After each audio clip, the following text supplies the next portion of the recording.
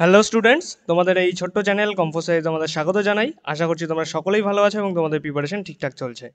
তোমরা যারা যারা এএনএম জিএনএম 2024-এর জন্য প্রিপারেশন নিচ্ছ, তোমাদের জন্য এই কম্পোস্টাডি ইউটিউব চ্যানেলেই জীবনবিজ্ঞান, ভৌতবিজ্ঞান, জেনারেল নলেজ এবং ম্যাথামেটিক্সের উপর ফ্রিতে ক্লাস দেওয়া হচ্ছে। আশা করছি তোমরা সমস্ত ক্লাসগুলো দেখছো। সমস্ত ক্লাস কিন্তু তোমাদের জন্য ইম্পর্ট্যান্ট। সেখানে ইম্পর্ট্যান্ট প্রশ্ন নিয়ে আলোচনা করা হচ্ছে, যেগুলো একদম এক্সামে আসার মতোই কিন্তু প্রশ্ন। ঠিক আছে, আজকে আমরা যে সাবজেক্টের উপর ক্লাস করবো তা হলো ফিজিক্যাল সায়েন্স। ফিজিক্যাল সায়েন্সের একটি ইম্পর্ট্যান্ট টপিক, যেটা তোমাদের ক্লাস 9-10-এর বইয়ে দেওয়া আছে ইনঅর্গানিক কেমিস্ট্রি অর্থাৎ অজৈব রসায়ন হিসেবে। ঠিক আছে, অ্যাকচুয়ালি এটা কেমিস্ট্রির টপিক, কিন্তু যেহেতু তোমাদের ক্লাস 9-10-এ ফিজিক্যাল সায়েন্স রয়েছে, কোনো ফিজিক্স বা কেমিস্ট্রি আলাদা করে দেওয়া নেই, তাই আমরা ফিজিক্যাল সায়েন্সের ভেতরেই এই ইনঅর্গানিক কেমিস্ট্রি নিয়ে আলোচনা করব আজকের ক্লাসটি তোমাদের জন্য খুব ইম্পর্ট্যান্ট হয়ে চলেছে। এখানে আমরা টোটাল 30টি অতি গুরুত্বপূর্ণ প্রশ্ন নিয়ে আলোচনা করব।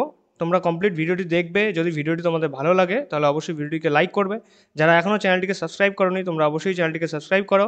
আর এই যে বেল আইকনটি রয়েছে, এই বেল আইকনটি ট্যাপ করে নোটিফিকেশন অল করে রাখবে, যাতে কোনো ক্লাসের নোটিফিকেশন তোমাদের মিস না হয়। ঠিক আছে, ক্লাস আসার সাথে সাথেই যাতে তোমরা ক্লাসগুলো দেখতে পারো।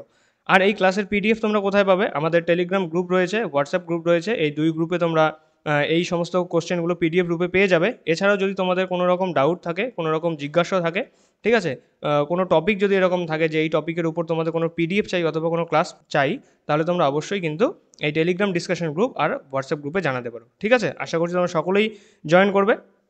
তাহলে চলো আজকে আমাদের প্রথম প্রশ্ন শুরু করছি। দেখো, প্রথম প্রশ্ন বলেছে অ্যামোনিয়া গ্যাস শুষ্ক করতে নিরোধক হিসেবে ব্যবহার করা হয়। অ্যামোনিয়া গ্যাস NH3, এই গ্যাস শুষ্ক করতে, ঠিক আছে, শুষ্ক করতে বা এর থেকে জল শোষণ করে নিতে নিরোধক হিসেবে ব্যবহার করা হয় নিচের কোনটি? অপশন আছে গাঢ় সালফিউরিক অ্যাসিড, পোড়াচুন, অনার্দ্র CaCl2 নাকি P2O5। খুব ইম্পর্ট্যান্ট। ঠিক আছে, প্রতিটি প্রশ্নই খুব ইম্পর্ট্যান্ট কোশ্চেন আসবে। তোমরা ভিডিওটি পজ করবে, তারপর নিজেরাই আগে আনসার পিক করবে, তারপরই সলিউশন দেখবে। ঠিক আছে, আর প্রতিটি প্রশ্নের সাথেই কিন্তু এক্সপ্লেনেশন তোমাদের জন্য থাকবে। দেখো, এখানে আমাদের রাইট আনসার হয়ে যাবে অপশন নাম্বার বি, পোড়াচুন। ঠিক আছে, অ্যামোনিয়া গ্যাস শুষ্ক করতে পোড়াচুন নিরোধক হিসেবে ব্যবহার করা হয়। ঠিক আছে, চলো নেক্সট 2 নম্বর প্রশ্ন বলেছে লাইকার অ্যামোনিয়াতে অ্যামোনিয়ার পরিমাণ কত? লাইকার অ্যামোনিয়া অপশন আছে 35%, 33%, 88% নাকি 50%। লাইকার অ্যামোনিয়াতে অ্যামোনিয়ার পরিমাণ কত? লাইকার অ্যামোনিয়া কি? অ্যামোনিয়ার জলীয় দ্রবণ হলো লাইকার অ্যামোনিয়া। এই লাইকার অ্যামোনিয়াতে অ্যামোনিয়ার পরিমাণ কতটুকু? অপশনগুলো দেখে নিয়েছো, আনসার চুজ করেছো, বলে দিচ্ছি আনসার, সেটা হবে অপশন নাম্বার এ। ঠিক আছে, 35% অ্যামোনিয়া থাকবে লাইকার অ্যামোনিয়াতে। চলো নেক্সট 3 নম্বর প্রশ্ন বলেছে অ্যামোনিয়ার শনাক্তকরণে ব্যবহার করা হয়। অ্যামোনিয়া গ্যাসটি যে রয়েছে, সেই অ্যামোনিয়ার উপস্থিতি পরীক্ষা করার জন্য বা অ্যামোনিয়াকে শনাক্তকরণের জন্য আমরা নিচের কোন দ্রবণটিকে ব্যবহার করে থাকি? অপশন আছে চূর্ণের দ্রবণ, বেরিয়াম ক্লোরাইডের দ্রবণ, সিলভার নাইট্রেটের দ্রবণ নাকি নেসলার বিকারক। খুব ইম্পর্টেন্ট। ঠিক আছে, স্টারমার্ক দিয়ে রাখলাম। যখন পিডিএফটি তোমরা পড়বে তখন এই স্টারমার্ক দেওয়া কোশ্চেনগুলো কিন্তু খুব মনোযোগ সহকারে দেখবে, এগুলো তোমাদের মনে রাখতেই হবে। রাইট আনসার এখানে হয়ে যাবে অপশন নাম্বার ডি, নেসলার বিকারক। অনেকেই হয়তো তোমরা সঠিক উত্তর দিয়েছো, যারা ভুল করেছো তোমরা দেখো, অ্যামোনিয়া কথাটি যখনই আসবে আর অ্যামোনিয়া শনাক্তকরণ ব্যাপারটা যখনই আসবে তখন উত্তর হয়ে যাবে নেসলার বিকারক। অথবা এটা হতে পারে যে নেসলার বিকারক দেওয়া আছে, তার সাথে অ্যামোনিয়ার যদি কোনো অপশান থাকে তাহলে সেটাই হয়ে যাবে রাইট আনসার। তোমরা চোখ বন্ধ করে সেই আনসারটি দিতে পারো। ঠিক আছে, তাহলে অ্যামোনিয়া শনাক্তকরণে ব্যবহার করা হয় নেসলার বিকারক। চলো নেক্সট 4 নম্বর প্রশ্ন বলেছে অম্লধর্মী গ্যাসটি হলো, অম্লধর্মী অর্থাৎ অ্যাসিডিক, নিচের কোন গ্যাসটি অ্যাসিডিক প্রকৃতির? অপশন আছে N2, NH3, H2S নাকি O2। এখানে দেখো N2 নাইট্রোজেন, এটি কি না আম্লিক না ক্ষারীয়, নিউট্রাল। NH3 অ্যামোনিয়া, এটি হলো বেসিক। H2S হাইড্রোজেন সালফাইড, এটি কিন্তু আমাদের কি হবে অ্যাসিডিক বা অম্লধর্মী একটি গ্যাস। ঠিক আছে, হাইড্রোজেন সালফাইড কি? এটি গ্যাস আর এটি অ্যাসিডিক প্রকৃতির বা অম্লধর্মী। নেক্সট 5 নম্বর প্রশ্ন বলেছে পচা ডিমের গন্ধযুক্ত গ্যাসটি হলো, খুব ইম্পর্টেন্ট, যতগুলো চাও তোমরা স্টারমার্ক দিয়ে দিতে পারো যখন পিডিএফটি তোমরা পেয়ে যাবে। পচা ডিমের গন্ধযুক্ত গ্যাসটি হলো, অপশন দেওয়া আছে NH3 মানে অ্যামোনিয়া, N2 মানে নাইট্রোজেন, H2S মানে হাইড্রোজেন সালফাইড আর Cl2 মানে ক্লোরিন। পচা ডিমের মতো গন্ধযুক্ত গ্যাসটি হলো, রাইট আনসার হয়ে যাবে আমাদের option number CH2S, hydrogen sulphide হলো পচা ডিমের মতো গন্ধযুক্ত একটি গ্যাস। এবারে এই যে NH3 রয়েছে, NH3 হলো অ্যামোনিয়া, অ্যামোনিয়া কি ঝাঁঝালো গন্ধযুক্ত হবে। ঠিক আছে, তাহলে অ্যামোনিয়া হলো ঝাঁঝালো গন্ধযুক্ত আর H2S বা হাইড্রোজেন সালফাইড হলো পচা ডিমের মতন গন্ধযুক্ত একটি গ্যাস। নেক্সট 6 নম্বর প্রশ্ন বলেছে একটি শক্তিশালী বিজারক হলো, শক্তিশালী বিজারক হলো, অপশন আছে O2, Cl2, H2SO4 নাকি H2S। শক্তিশালী বিজারক, এটা আমাদের রাইট আনসার হয়ে যাবে option number DH2S। Hydrogen sulphide হলো একটি শক্তিশালী বিজারক। চলো নেক্সট 7 নম্বর প্রশ্ন বলেছে নাইট্রোজেন ঘটিত একটি সার হলো, নাইট্রোজেন ঘটিত একটি সার কোন সারের মধ্যে নাইট্রোজেন থাকবে? অপশন আছে ইউরিয়া, সোডামাইট, সুপার ফসফেট নাকি ক্যালসিয়াম সালফেট। এখানে আমাদের রাইট আনসার হয়ে যাবে অপশন নাম্বার এ, ইউরিয়া। নাইট্রোজেন ঘটিত একটি সার হলো ইউরিয়া। আমি তোমাদের সংকেত বলে দিয়েছিলাম NH2CO NH2, ঠিক আছে, NH2 CO NH2। এবারে সোডামাইটের সংকেত কি এটা আমরা দেখব। সোডামাইটের সংকেত হলো NaNH2, ঠিক আছে, এটা হলো সোডামাইট, এটা হলো সোডামাইট। আর NH2CO NH2 NH2CO NH2 এটা হলো ইউরিয়ার সংকেত, ঠিক আছে। আর সুপার ফসফেটে নাইট্রোজেন থাকবে না, ক্যালসিয়াম সালফেটের মধ্যেও নাইট্রোজেন থাকবে না। বুঝতে পারলে? চলো নেক্সট 8 নম্বর প্রশ্ন বলেছে N2-তে যে ধরনের বন্ধন দেখা যায়, N2-তে যে ধরনের বন্ধন দেখা যাবে, এই যে N ট্রিপল বন্ড N আমরা লিখি, এই N2-তে এই যে 3টি বন্ড রয়েছে, এই 3টি বন্ধন কি জাতীয় বন্ধন? সমযোজী বন্ধন, সমযোজী এক বন্ধন, সমযোজী দ্বিবন্ধন, সমযোজী ত্রিবন্ধন নাকি আয়নীয় বন্ধন? দেখো আমি তোমাদের ছবির মাধ্যমে আনসারই বলে দিয়েছি, ঠিক আছে। এখানে 3টি বন্ধন দেখা যাবে 2টি নাইট্রোজেনের মধ্যে, আর এই 3টি বন্ধনই হবে সমযোজী প্রকৃতির, ঠিক আছে। সমযোজী ত্রিবন্ধন দেখা যায় N2-র মধ্যে, ঠিক আছে। তারপরে অক্সিজেনের ক্ষেত্রে O2-র ক্ষেত্রে দেখো O ডবল বন্ড O দেখা যায়, ঠিক আছে। CO2-র মধ্যে C double bond O double bond O, এটা হলো CO2। বুঝতে পারলে? এই সমস্ত কিছু তোমাদের একটু একটু করে হলেও কিন্তু মাথায় রাখতে হবে যে নাইট্রোজেনের মধ্যে কয়টি বন্ধন রয়েছে, CO2-র মধ্যে O2-র মধ্যে কয়টি বন্ধন রয়েছে, ঠিক আছে। চলো নেক্সট 9 নম্বর প্রশ্ন বলেছে লাভ ব্ল্যাঙ্ক পদ্ধতিতে প্রস্তুত হয়। লাভ ব্ল্যাঙ্ক এক ধরনের পদ্ধতি, এই পদ্ধতিতে আমরা নিচের কোনটি প্রস্তুত করে থাকি? অপশন আছে অ্যামোনিয়া, নাইট্রোজেন, হাইড্রোজেন সালফাইড নাকি HCl বা হাইড্রোক্লোরিক অ্যাসিড। এখানে আমাদের রাইট আনসার হয়ে যাবে অপশন নাম্বার ডি, HCl, ঠিক আছে। লাভ ব্ল্যাঙ্ক পদ্ধতিতে আমরা HCl বা হাইড্রোজেন ক্লোরাইড বা হাইড্রোক্লোরিক অ্যাসিড প্রস্তুত করে থাকি। এবারে এখানে দেখো লাভ ব্ল্যাঙ্ক পদ্ধতিটি লিখে দেওয়া আছে। এই পদ্ধতিতে আমরা যেভাবে HCl প্রস্তুত করি সেটা হলো, দেখো প্রথমে NaCl নিতে হবে, সোডিয়াম ক্লোরাইড, তার সাথে আমাদের H2SO4 বা সালফিউরিক অ্যাসিড মেশাতে হবে। সেখান থেকে আমরা কি পেয়ে যাব? Na2SO4, সোডিয়াম সালফেট, আর হলো 2HCl, ঠিক আছে। এই HCl দেখো গ্যাস আকারে বেরিয়ে যাবে, হাইড্রোজেন ক্লোরাইড অথবা হাইড্রোক্লোরিক অ্যাসিড। তাহলে দেখো এটাই হলো লাভ ব্ল্যাঙ্ক পদ্ধতি, যেখানে আমরা NaCl বা সোডিয়াম ক্লোরাইড আর সালফিউরিক অ্যাসিডের মিশ্রণে কি তৈরি করি? হাইড্রোক্লোরিক অ্যাসিড তৈরি করি, ঠিক আছে। চলো নেক্সট 10 নম্বর প্রশ্ন বলেছে অক্সিজেনের উপস্থিতিতে H2S, অক্সিজেনের উপস্থিতিতে H2S কী রঙের শিখায় জ্বলবে? ঠিক আছে, ধরো H2S রয়েছে কোথাও, এই H2S অক্সিজেনের, বাতাসে অক্সিজেনের উপস্থিতিতে কী হবে? একটা রঙের শিখায় জ্বলতে থাকবে, অর্থাৎ এই H2S জ্বলতে থাকবে। যখন এই H2S জ্বলবে তখন সে কী রঙের শিখা নির্গত করবে? অপশন আছে লাল শিখা, নীল শিখা, হলুদ শিখা নাকি বর্ণহীন শিখা। এখানে আমাদের রাইট আনসার হয়ে যাবে অপশন নাম্বার বি, নীল শিখায় জ্বলতে থাকবে। তাহলে অক্সিজেনের উপস্থিতিতে H2S নীল শিখায় জ্বলতে থাকবে। বুঝতে পারলে? নেক্সট 11 নম্বর প্রশ্ন বলছে স্মেলিং সল্ট প্রস্তুত করতে ব্যবহৃত হয়। স্মেলিং সল্ট অপশন আছে ইউরিয়া, হাইড্রোজেন সালফাইড, অ্যামোনিয়া নাকি নাইট্রোজেন। এটা খুব ইম্পর্টেন্ট কোশ্চেন।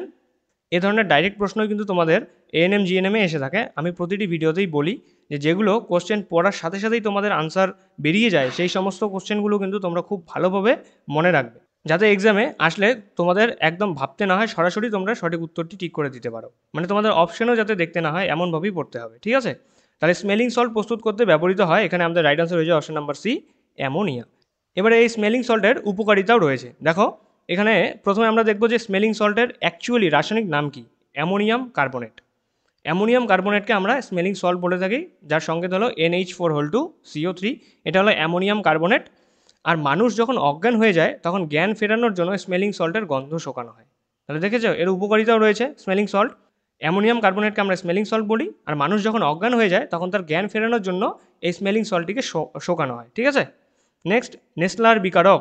নেসলার বিকারক হলো খুব ইম্পর্টেন্ট।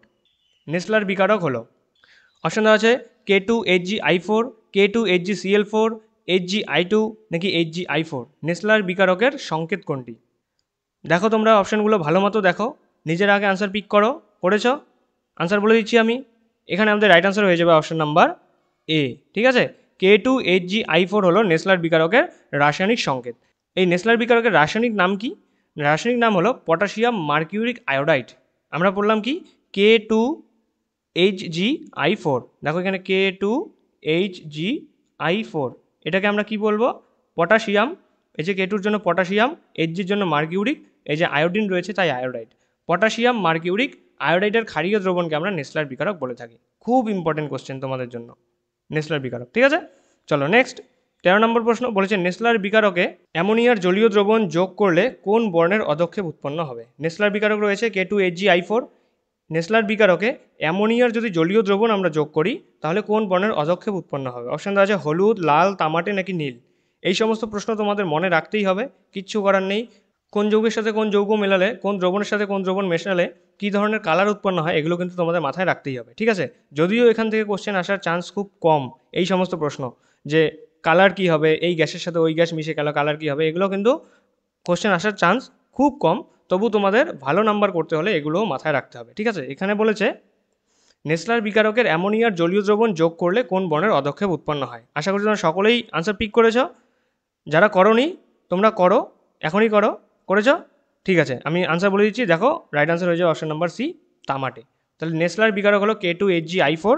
এর সাথে যদি আমরা অ্যামোনিয়ার জলীয় দ্রবণ যোগ করি তাহলে যে অধক্ষেপ উৎপন্ন হবে, ঠিক আছে, একটা প্রেসিপিটেট তৈরি হবে, সেই অধক্ষেপের কালার হয়ে যাবে তামাটে রং। ঠিক আছে, নেক্সট 14 নম্বর প্রশ্ন বলেছে কালা জ্বরের ওষুধ প্রস্তুতিতে ব্যবহার করা হয়। কালা জ্বরের ওষুধ প্রস্তুতিতে ব্যবহার করা হবে নিচের কোন যৌগটি। অপশন দেওয়া আছে অ্যামোনিয়া, ইউরিয়া, নাইট্রোজেন নাকি সালফিউরিক অ্যাসিড। কালা জ্বরের ওষুধ, এই কালা জ্বরের ওষুধের নাম কি, এটা আমরা নেক্সট স্লাইডে জানবো। তার আগে আমাদের বলতে হবে যে কালা জ্বরের ওষুধ প্রস্তুতিতে ব্যবহার করা হয় কি। যারা জানো তোমরা আনসার করেছ, একদম ঠিক, রাইট আনসার হয়ে যাবে অপশন নাম্বার বি, ইউরিয়া। ঠিক আছে, কালা জ্বরের ওষুধ তৈরিতে ব্যবহার করা হয় ইউরিয়া। এখন দেখো নেক্সট স্লাইডে এই যে কালা জ্বরের ওষুধের নাম দেওয়া আছে ইউরিয়া স্টিবামিন। ঠিক আছে, ইউরিয়া স্টিবামিন হলো কালা জ্বরের ওষুধের নাম। এবারে আরও একটি ওষুধ তৈরি করতে আমাদের ইউরিয়া ব্যবহার করতে হয়, সেটি হলো বারবিটিউরেট, যা হলো ঘুমের ওষুধ, এক ধরনের ঘুমের ওষুধ। এটি প্রস্তুতিও কিন্তু আমাদের ইউরিয়া ব্যবহার করতে হয়। বুঝতে পারলে? তাহলে কালা জ্বরের ওষুধের নাম হলো ইউরিয়া স্টিবামিন, আর বারবিটিউরেট হলো এক ধরনের ঘুমের ওষুধ যা প্রস্তুতিতে আমাদের ইউরিয়া ব্যবহার করতে হয়। নেক্সট 15 নম্বর প্রশ্ন বলছে পরীক্ষাগারে H2S হাইড্রোজেন সালফাইড প্রস্তুতিতে ব্যবহার করা হয়। অপশন হচ্ছে FeS ও NH4OH, FeS ও গাঢ় HNO3, FeS ও লঘু H2SO4, FeSO4 ও লঘু HNO3। এটাও খুব ইম্পর্টেন্ট কোশ্চেন তোমাদের জন্য। ঠিক আছে, পরীক্ষাগারে H2SO4 প্রস্তুতিতে কী ব্যবহার করা হয়। এখানে আমাদের রাইট আনসার হয়ে যাবে অপশন নাম্বার সি, FeS এবং লঘু H2SO4। দেখো নেক্সট স্লাইডে এই যে রিয়েকশনটি দেওয়া আছে FeS, তার সাথে যদি আমরা লঘু, ঠিক আছে, এটা লঘু হবে, লঘু মানে ডাইলিউটেড H2SO4 সালফিউরিক অ্যাসিড যদি আমরা ব্যবহার করে থাকি তাহলে আমরা সেখান থেকে পাবো ফেরাস সালফেট FeSO4 আর H2S গ্যাস বা হাইড্রোজেন সালফাইড গ্যাস। ঠিক আছে, এটা উড়ে যাবে। এবারে নিচে আরেকটা ইম্পর্টেন্ট পয়েন্ট দেওয়া আছে যে হাইড্রোজেন সালফাইড গ্যাস প্রস্তুতিতে গাঢ় সালফিউরিক অ্যাসিড, গাঢ় নাইট্রিক অ্যাসিড এবং হাইড্রোক্লোরিক অ্যাসিড ব্যবহার করা হয় না। এবারে কেন হয় না, এটা কোশ্চেন সাধারণত এসে থাকে বোর্ডের এক্সামে বা স্কুলের এক্সামে। যেহেতু তোমাদের এই এক্সামটি MCQ, তাই তোমাদের এই কোশ্চেনটি আসার চান্স খুবই কম। শুধু মনে রাখবে যে হাইড্রোজেন সালফাইড গ্যাস প্রস্তুতিতে গাঢ় সালফিউরিক অ্যাসিড হোক, গাঢ় নাইট্রিক অ্যাসিড হোক আর হাইড্রোক্লোরিক অ্যাসিডই হোক না কেন, কোনো কিছুই ব্যবহার করা হয় না। যদি আমরা হাইড্রোজেন সালফাইড প্রস্তুতিতে এই গাঢ় সালফিউরিক অ্যাসিড, গাঢ় নাইট্রিক অ্যাসিড এগুলো ব্যবহার করে থাকি তাহলে কী হবে দেখো, প্রথমে FeS থেকে গাঢ় H2SO4 এর সাথে বিক্রিয়া করে H2S গ্যাস তো উৎপন্ন হবে, কিন্তু তারপরে এই H2S আবার H2SO4 এর সাথে বিক্রিয়া করে কী হবে, জারিত হবে, জারিত হয়ে সালফার উৎপন্ন করবে হলুদ রঙের। তাহলে কি আমরা সেখান থেকে হাইড্রোজেন সালফাইড গ্যাস পাবো না। তাই জন্য আমাদের এখানে লঘু সালফিউরিক অ্যাসিড ব্যবহার করতে হয়। ঠিক আছে, চলো নেক্সট 16 নম্বর প্রশ্ন বলেছে H2S গ্যাস শুষ্ক করতে ব্যবহার করা হয়। অ্যামোনিয়া গ্যাস শুষ্ক করতে আমরা দেখলাম, এবারে বলেছে হাইড্রোজেন সালফাইড গ্যাস শুষ্ক করতে নিচের কোনটি ব্যবহার করা হয়। অপশন দেওয়া আছে পোড়াচুন, গাঢ় H2SO4, অনার্দ্র ক্যালসিয়াম ক্লোরাইড নাকি P2O5। এটাও খুব ইম্পর্টেন্ট। কী হবে সঠিক উত্তর দিয়েছ, একদম ঠিক, অপশন নাম্বার ডি, P2O5। P2O5কে ব্যবহার করা হয় H2S গ্যাস শুষ্ক করার জন্য। চলো নেক্সট 17 নম্বর প্রশ্ন বলেছে সিলভার নাইট্রেটের জলীয় দ্রবণে H2S গ্যাস চালনা করলে কোন বর্ণের অধক্ষেপণ উৎপন্ন হবে। এটা ভেরি ভেরি ইম্পর্টেন্ট। সিলভার নাইট্রেটের জলীয় দ্রবণে যদি আমরা H2S গ্যাস চালনা করি তাহলে কোন বর্ণের অধক্ষেপ সৃষ্টি হবে বা যে পিপিটি সৃষ্টি হবে, ঠিক আছে, প্রেসিপিটেশন, সেই পিপিটির রং কী হবে। অপশন আছে কালো, বর্ণহীন, বেগুনি নাকি লাল।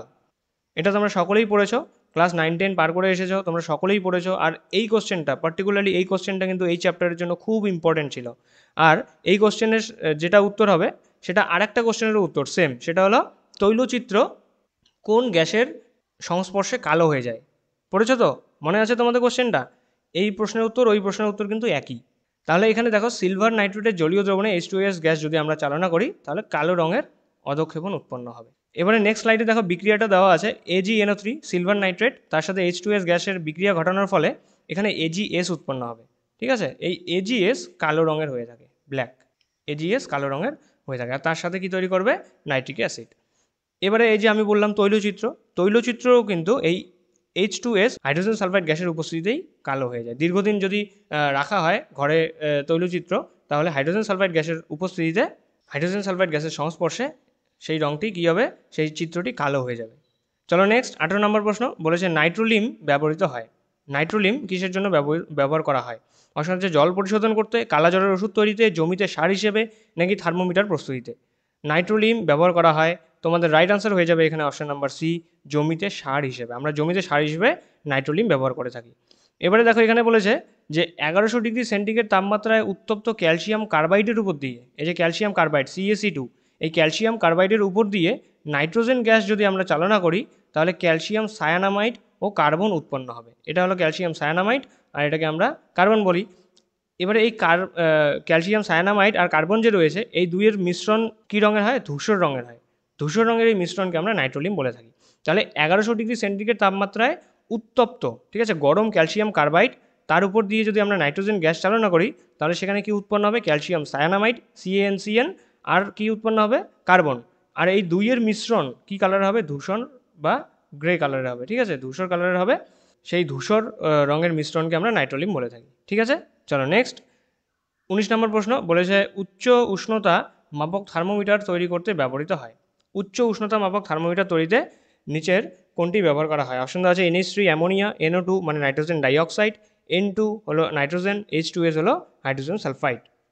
এটাও খুব ইজি আর খুব ইম্পর্টেন্ট। এটা যদিও কোনোবার আসেনি, আর আসার চান্স কিন্তু রয়েছে খুব।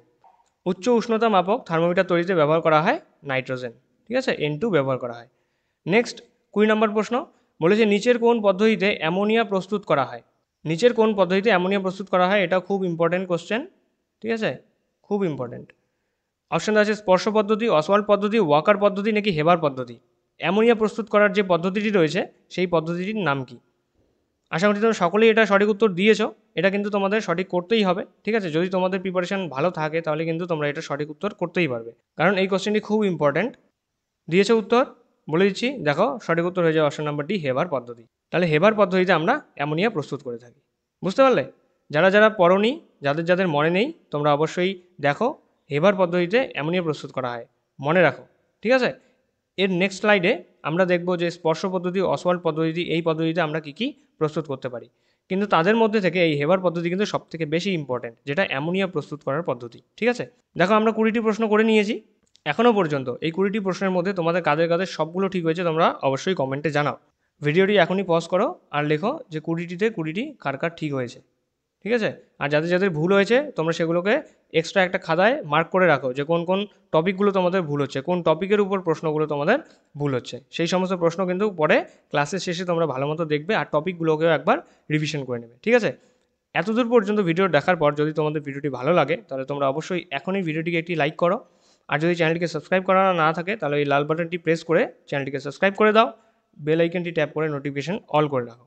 ঠিক আছে, এবারে আমরা নেক্সট স্লাইডে দেখব যে বিভিন্ন পদ্ধতি, এই যে স্পর্শ পদ্ধতি, অসওয়াল্ড পদ্ধতি রয়েছে, এই পদ্ধতিগুলোতে আমরা কি কি তৈরি করতে পারি। দেখো এখানে সবার প্রথমেই বলেছে হেবার পদ্ধতি, আমরা দেখলাম যে অ্যামোনিয়া প্রস্তুত করে থাকি। অসওয়াল্ড পদ্ধতি, আমরা নাইট্রিক অ্যাসিড উৎপন্ন করে থাকি, HNO3। ঠিক আছে, HNO3 বা নাইট্রিক অ্যাসিড প্রস্তুতির যে পদ্ধতি তাকে আমরা অসওয়াল্ড পদ্ধতি বলি। তারপরে স্পর্শ পদ্ধতি বা কন্ট্যাক্ট প্রসেস, এটা আমরা সালফিউরিক অ্যাসিড তৈরি করে থাকি, H2SO4। আর হলো লাভ ব্লাঙ্ক পদ্ধতি, যেটা আমরা আগেই দেখলাম, সেটা হলো HCl অথবা হাইড্রোক্লোরিক অ্যাসিড প্রস্তুত করে থাকি।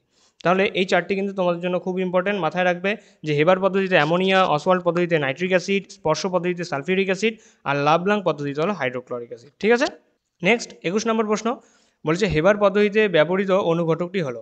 হেবার পদ্ধতিতে আমরা অ্যামোনিয়া প্রস্তুত করে থাকি, আর এই অ্যামোনিয়া প্রস্তুত করতে হলে আমাদের কোন অনুঘটকটি ব্যবহার করতে হবে? অপশন আছে প্ল্যাটিনাম চূর্ণ, আয়রন চূর্ণ, অ্যালুমিনা ও K2O মিশ্রিত আয়রন চূর্ণ, নাকি সিলভার চূর্ণ ও আয়রন চূর্ণের মিশ্রণ।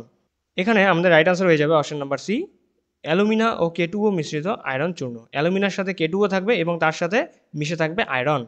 এটিকে আমরা অনুঘটক হিসেবে ব্যবহার করে থাকবো হেবার পদ্ধতিতে, যে পদ্ধতিতে আমরা অ্যামোনিয়া প্রস্তুত করে থাকি। ঠিক আছে, চলো নেক্সট দেখো এখানে বলা আছে যে N2+3H2 তৈরি করবে কি H2NH3 এই যে অ্যামোনিয়া তৈরি করলো, আর এখানে 22.4 কিলো ক্যালোরি তাপ উৎপন্ন হবে।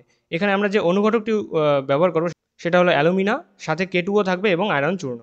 এবারে এটা কোশ্চেনও আসতে পারে যে হেবার পদ্ধতিতে অ্যামোনিয়া প্রস্তুতিতে আমাদের নাইট্রোজেন এবং হাইড্রোজেনের অনুপাত কত থাকে। এখানে দেখো আমাদের নাইট্রোজেন রয়েছে 1 মোল আর হাইড্রোজেন রয়েছে 3 মোল, তাহলে অনুপাতটি হয়ে যাবে 1:3। এটাও কিন্তু তোমরা মাথায় রাখবে। হেবার পদ্ধতিতে অ্যামোনিয়া প্রস্তুতিতে নাইট্রোজেন এবং হাইড্রোজেনের অনুপাত কত থাকে, সেটা হলো 1:3। এটা তোমাদের জন্য ইম্পর্টেন্ট, আসতেই পারে এই কোশ্চেনটি। চলো নেক্সট 22 নম্বর প্রশ্ন বলছে লাব্লাঙ্ক পদ্ধতিতে HCl প্রস্তুতিতে বিকারক হিসেবে ব্যবহার করা হয়। আমরা দেখলাম যে লাব্লাঙ্ক পদ্ধতিতে আমরা HCl বা হাইড্রোক্লোরিক অ্যাসিড প্রস্তুত করে থাকি।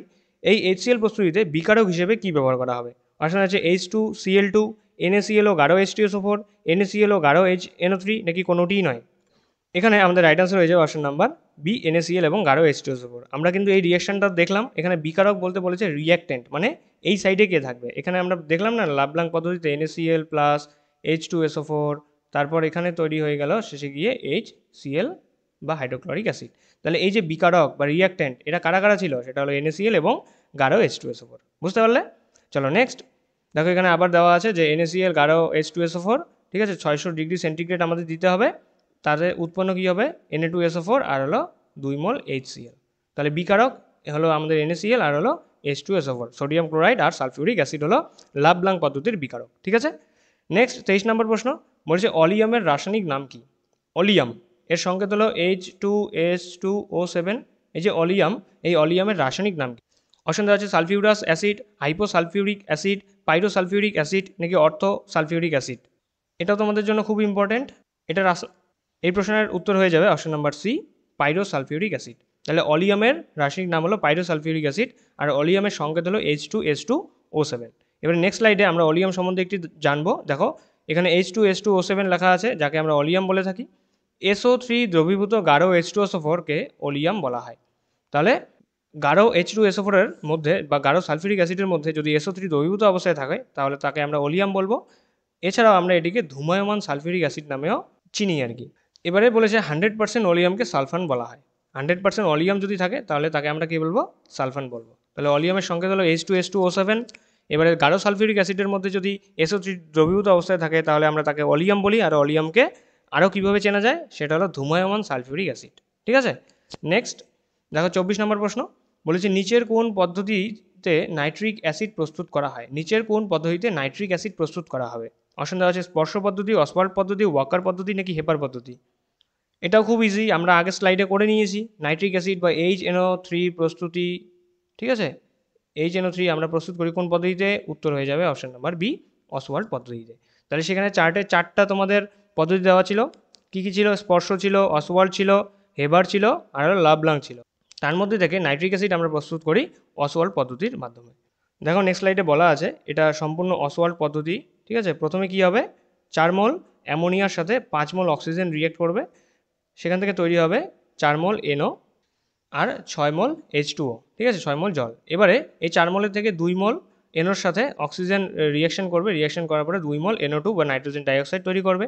4 মোল এবারে নাইট্রোজেন ডাইঅক্সাইড আসবে, ঠিক আছে, 4NO2 সাথে 2H2O, 2 মোল জল রিয়েকশন করে তৈরি করবে 4HNO3 বা 4 মোল কি নাইট্রিক অ্যাসিড। বুঝতে পারলে? এটা হলো টোটাল তোমাদের অসওয়াল্ড পদ্ধতি। এই অসওয়াল্ড পদ্ধতিতে আমরা কি করে থাকি?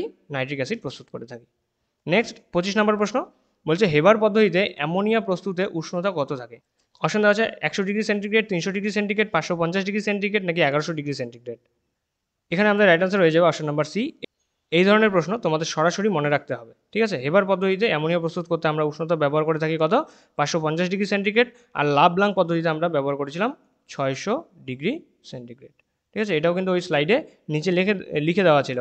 600 ডিগ্রি সেন্টিগ্রেড ব্যবহার করে থাকি আমরা লাব্লাঙ্ক পদ্ধতিতে, আর হেবার পদ্ধতিতে 550 ডিগ্রি সেন্টিগ্রেড।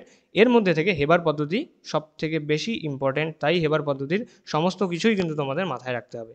হেবার পদ্ধতিতে নাইট্রোজেন হাইড্রোজেনের মোলের অনুপাত, সেখানে কত উষ্ণতা ব্যবহার করা হয়, সব কিছুই। ঠিক আছে, নেক্সট 26 নম্বর প্রশ্ন বলেছে হাইড্রোজেন ক্লোরাইডের সাথে অ্যামোনিয়ার বিক্রিয়ায় উৎপন্ন হয়। হাইড্রোজেন ক্লোরাইড HCl এর সাথে যখন আমরা অ্যামোনিয়ার রিয়াকশন করাবো, এই বিক্রিয়ায় এক ধরনের ধোঁয়া উৎপন্ন হবে। সেই ধোঁয়ার রং কী হবে? অপশন দেওয়া আছে বাদামি ধোঁয়া, সাদা ধোঁয়া, হলুদ বর্ণের ধোঁয়া, নাকি নীল বর্ণের ধোঁয়া। এখানে রাইট আনসার হয়ে যাবে অপশন নাম্বার বি, সাদা রঙের ধোঁয়া উৎপন্ন হবে। ঠিক আছে, HCl বা হাইড্রোজেন ক্লোরাইড বা হাইড্রোক্লোরিক অ্যাসিড এর সাথে যদি আমরা অ্যামোনিয়ার বিক্রিয়া করে থাকি তাহলে সেখানে সাদা রঙের ধোঁয়া উৎপন্ন হবে। সেটা কিসের হবে? NH4Cl। ঠিক আছে, নেক্সট দেখো এখানে বলে দেওয়া আছে HCl NH3 বিক্রিয়া করে কি তৈরি করলো? NH4Cl, যার রং হবে কি? সাদা রঙের। ঠিক আছে, সাদা রঙের ধোঁয়া উৎপন্ন হবে। নেক্সট 27 নম্বর প্রশ্ন, আর মাত্র আমাদের 3টি প্রশ্ন রয়েছে। দেখো বলেছে অ্যামোনিয়ার সাথে কোন গ্যাসের বিক্রিয়ায় ইউরিয়া উৎপন্ন হবে? অ্যামোনিয়ার সাথে কোন গ্যাসের বিক্রিয়ায়, মানে NH3 এর সাথে কোন গ্যাসের বিক্রিয়ায় আমাদের ইউরিয়া মানে NH2 NH2CO NH2 উৎপন্ন হবে? এটা আমাদের বলতে হবে। অপশন দেওয়া আছে carbon dioxide, nitrogen, sulphur dioxide নাকি হাইড্রোজেন। এটাও খুব ইম্পর্টেন্ট তোমাদের জন্য, স্টামাক দিয়ে রাখো।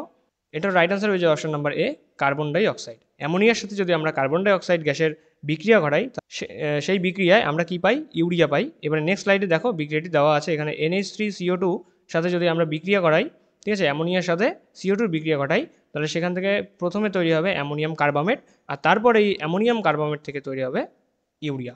ঠিক আছে, ইউরিয়ার সংকেত কি? NH2CO NH2। চলো নেক্সট 28 নম্বর প্রশ্ন, বলছে বরফ কারখানায় বরফ প্রস্তুতিতে এবং অন্যান্য শীতলীকরণে যে গ্যাসটি ব্যবহৃত হয়। বরফ কারখানায় বরফ প্রস্তুতিতে অথবা অন্য শীতলীকরণ, ঠিক আছে, শীতলীকরণে যে গ্যাসটি ব্যবহার করা হয় সেই গ্যাসটি কি? অপশন দেওয়া আছে হাইড্রোজেন, অ্যামোনিয়া, নাইট্রোজেন নাকি কার্বন ডাইঅক্সাইড। এটা খুব ইজি এবং খুব কমন কোশ্চেন। ঠিক আছে, এটা রাইট আনসার হয়ে যাবে অ্যামোনিয়া। চলো নেক্সট 29 নম্বর প্রশ্ন, বলেছে একটি গন্ধহীন গ্যাস হলো নিচের কোনটি গন্ধহীন গ্যাস? অপশন দেওয়া আছে হাইড্রোজেন সালফাইড, অ্যামোনিয়া, ক্লোরিন নাকি নাইট্রোজেন।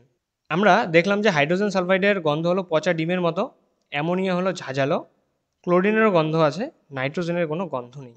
ঠিক আছে, আমাদের বাতাসে নাইট্রোজেন ভেসে বেড়াচ্ছে, নাইট্রোজেনের গন্ধ পাওয়া যায়? গন্ধ পাওয়া যায় না, নাইট্রোজেনের কোনো গন্ধ নেই। ঠিক আছে, নাইট্রোজেন হলো একটি গন্ধহীন গ্যাস। এবারে আমাদের লাস্ট প্রশ্ন আজকের সেটের, দেখো এখানে বলেছে লাইকার অ্যামোনিয়া হলো। লাইকার অ্যামোনিয়া আমরা আগেই পড়েছি, একদম প্রথমের দিকে কোশ্চেনে পড়েছি লাইকার অ্যামোনিয়া। এবারে এই লাইকার অ্যামোনিয়া কি সেটা আমাদের বলতে হবে।